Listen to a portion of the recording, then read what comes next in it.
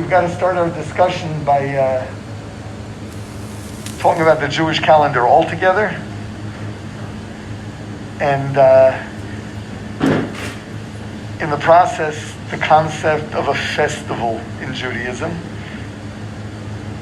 which will really take us back to a much more basic question, which is, how do we view religion and where does Judaism fit in? It seems that so much of religious ritual is it's an expression or part of a culture.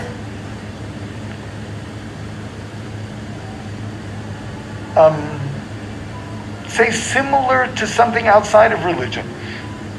President's Day, Independence Day. What do you do when you celebrate Independence Day? It's time to, rethink your patriotism. It creates a certain kind of holiday spirit.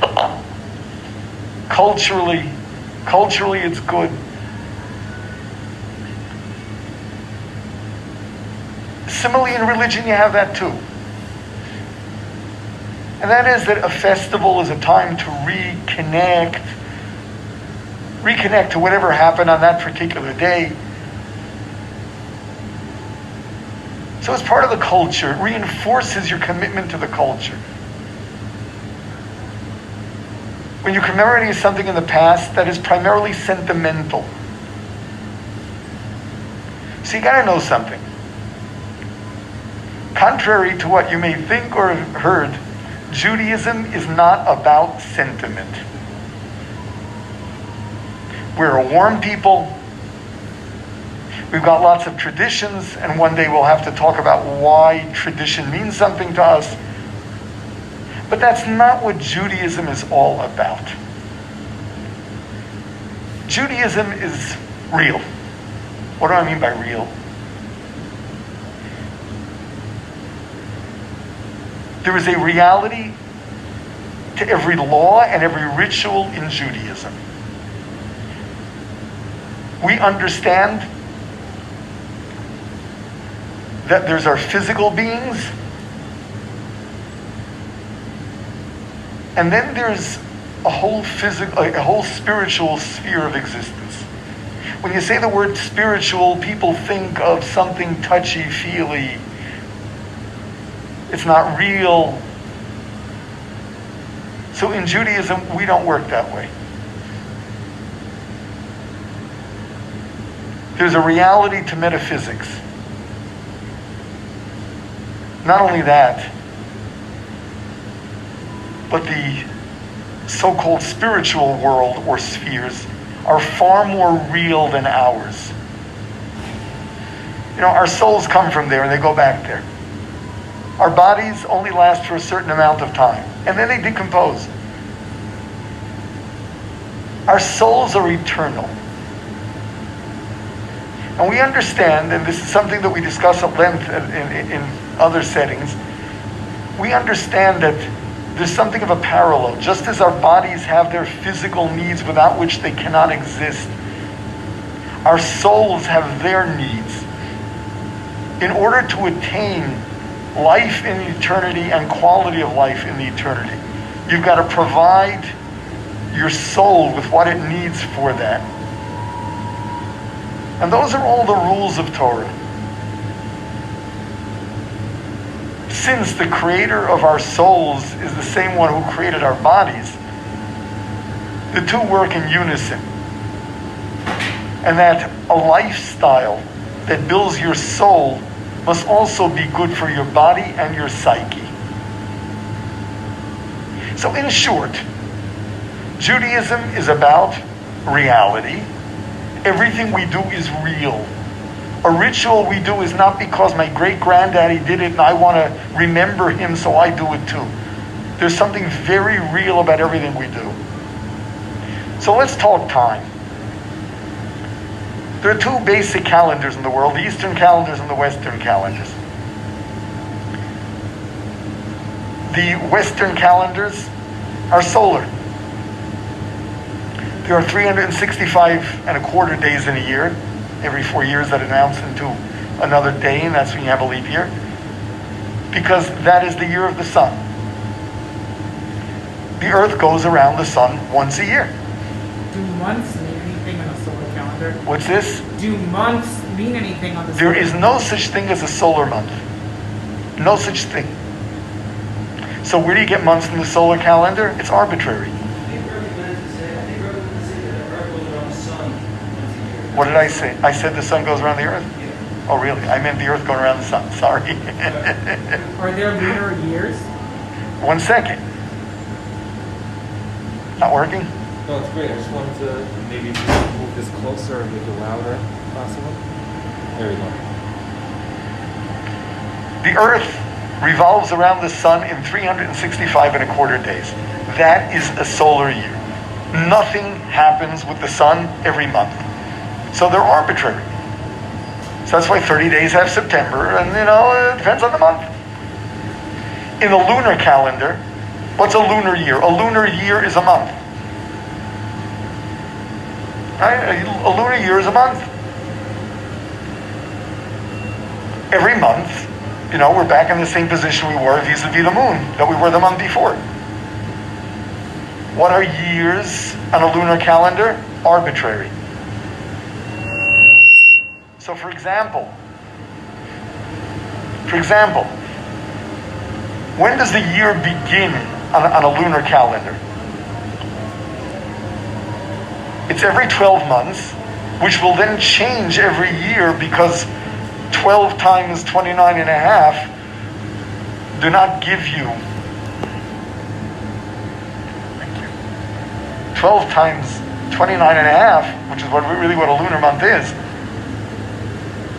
They will not give you a number that corresponds to the solar year. You're short a couple of days, you're short 11 days every year. So every year, the new year begins at a different time, a different season meaning, or a different time of the year. Because there are no lunar years other than the month. What's the Jewish calendar? The Jewish calendar is a combination of the two. We have we have lunar months and solar years. How's that? So every month begins 29 and a half days, which means 1 month is 30, 1 month is 29. In the days when we had a Sanhedrin, they would have to sight the moon, as the Arabs do today. In Islam, the month is determined by witnesses sighting the moon. How about a year? How many months are there in the Jewish year? Doesn't say. What the Torah tells us is that the first month of the year is the beginning of the month of Nisan, which is when Pesach is, in the spring. And the Torah tells us that it must be in the spring. Therefore, a year can have 12 months or 13 months, depending on when the spring begins. So that if after 12 months we find that the spring is not about to begin, we have a 13-month year. That's a Jewish leap year that has an extra month. Otherwise, it's a 12-month year. Because everything in Judaism is real. Nothing's artificial. So there are no artificial months and no artificial years. The years are solar, the months are lunar. Why are all the names of the months not Hebrew? There's no, the names of the months are not from... The names of the months were made primarily in Babylon. The Torah just calls them the first month, the second month, the third month, and so on. What's interesting is a week. What is the physical explanation for a week? What happens after 7 days? What's that? Stars? What happens in 7 days? What restarts? You see, other than creation, there is no physical explanation for a week, for a 7-day week. 7 is an awkward number. It doesn't go into the days of the month, doesn't go into the days of the year.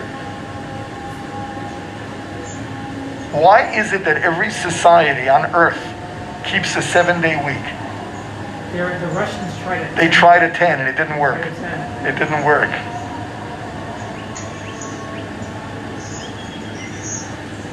Rabbi Yehuda Halevi in the Kuzari claims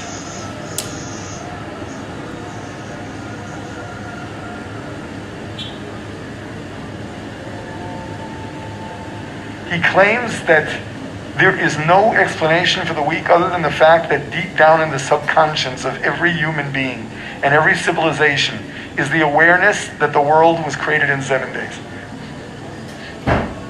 Okay. So,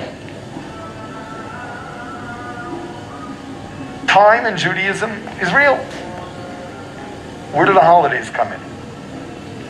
So Lutzato, in his Derech Hashem, explains when time was created, it was created in increments of a year. A year, and then another year, another year, another year, but it's a year.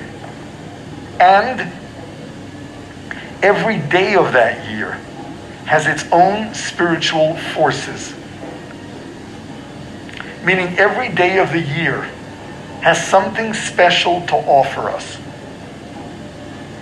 Some are more spectacular than others, but every day of the year has something to offer us.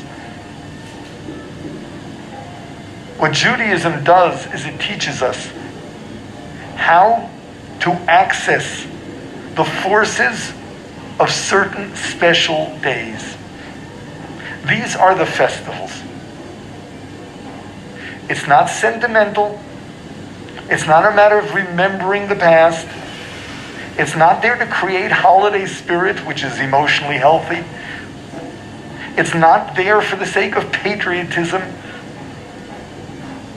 It is there to actually access the spiritual forces of that day.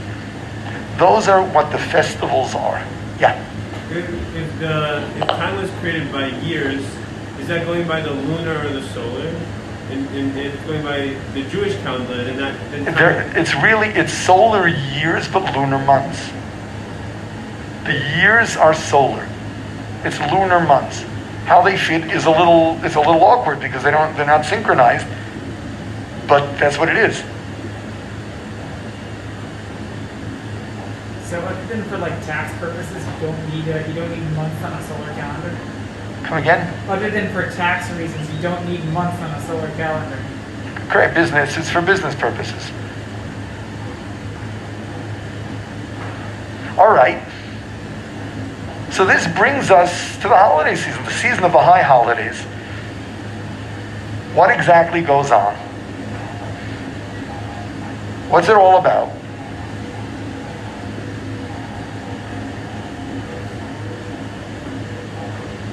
Now, if every day of the year has its special spiritual forces, and certain days have really special ones,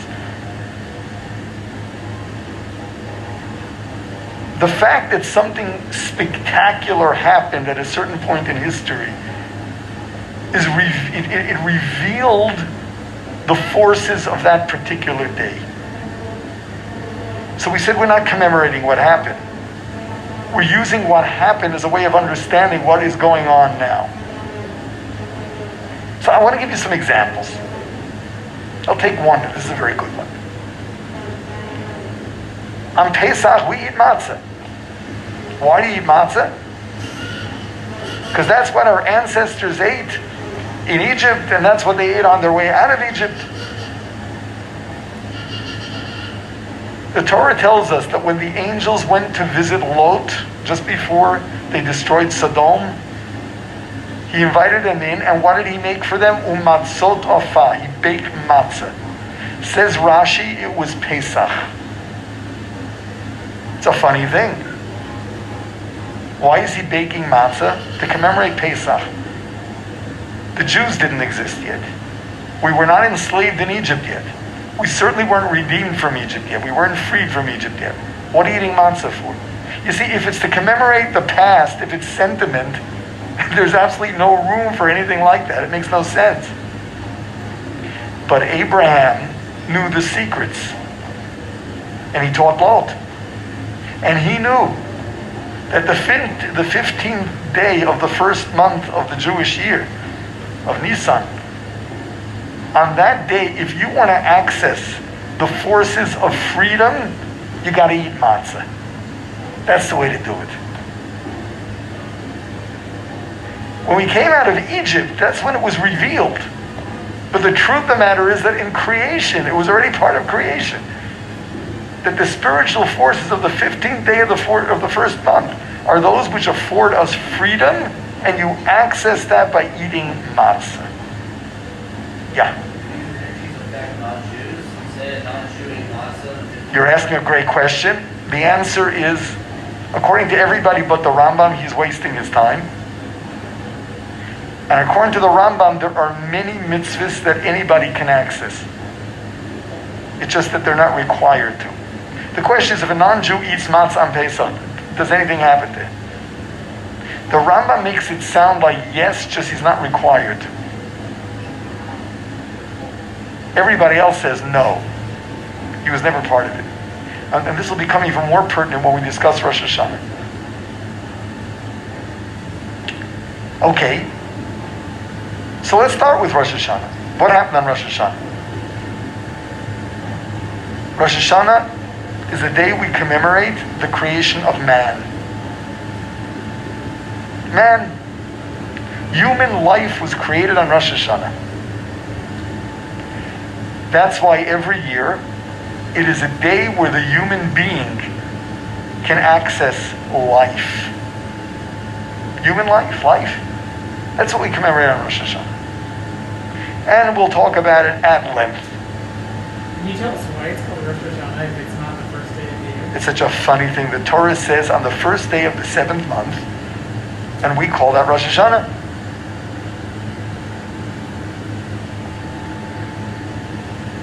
So there's another pasuk. It talks about the eyes of Hashem being on the land of Israel from the beginning of the year to the end of the year.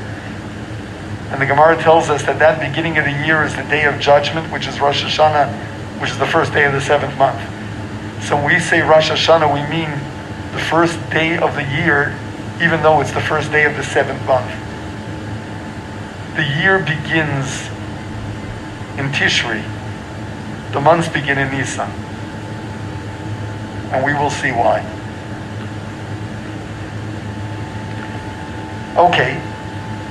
Now, we've got to go back. Because we're talking about the month of Elul. We are now in Elul. What is the month of Elul all about? What are the spiritual forces that are predominant in the month of Elul that we try to tune into? What are they? So for this we have to go to the Hasidim. They have all the secrets. They have all the answers. The Bnei Yissaschar, as it's called. The Admor Midinov. Sefer is called Bnei Yissaschar. The name of the pasuk where it says Uvnei Yissaschar Yodei Bino Leitim. The tribe of Yissaschar, they knew how to understand times. So the literal meaning is they understood the Jewish calendar. He called it B'nai Yissaschar as the Sefer he wrote to understand what goes on at all the different times on the Jewish calendar. So he's referring to a particular usage that we find in many places, that the days that begin with Rosh Chodesh Elul, the beginning of the month of Elul, are referred to as Yemei Ratzon, days of will. Yemei Ratzon. What is this will? What's it referring to? Says the Bnei Yissaschar.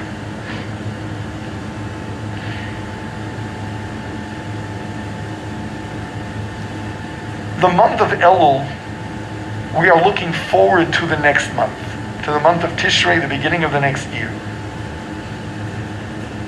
In terms of time, therefore, the month of Elul, although it's part of a previous year, it's the end of a previous year, it is also time that precedes the coming year. Now, if the first day of Rosh Hashanah, the first day of the seventh month, is the day that man was created, the question is, what is it, time-wise, that existed before that? So we understand that man was created on the sixth day of creation. There were 5 days before that, but not a whole month. The whole month is representing something that preceded all of creation. What was that very, very first aspect of creation that came before everything else? So, go back to Litzato, the beginning of Derech Hashem. He tells us what we have been taught, and that is that what preceded creation was the divine desire to give. Ritzono Yisbarach Lehetiv. Now, philosophically, it's a different thing to understand. God, the infinity, who is outside of time, is outside of desire. Very simply, without going into too much detail, this was like the first level of creation. The infinity made to come about the desire to give. That was what set the pace for everything else. All of creation came as a result of the emergence of the divine desire to give. Creation is Hashem's way of giving, and we'll learn all about that. So what existed before creation? The divine desire to give. Ritzono Yisbarach Lehetiv. Says the Bnei Yissaschar. That is what the month of Elul is all about. The spiritual forces that are predominant in the entire month of Elul are the forces of that divine desire to give. In our terms, we'd say like an anticipation, a craving to want to give, so that when Rosh Hashanah comes, the intensity, the quality of the life that is going to be given, there's a craving for that to be as great as possible. Now comes the big question. How do we access that divine desire? And the answer is that same word of Ratzon. The desire to receive. We access Hashem's desire to give by wishing to be the recipients of His good.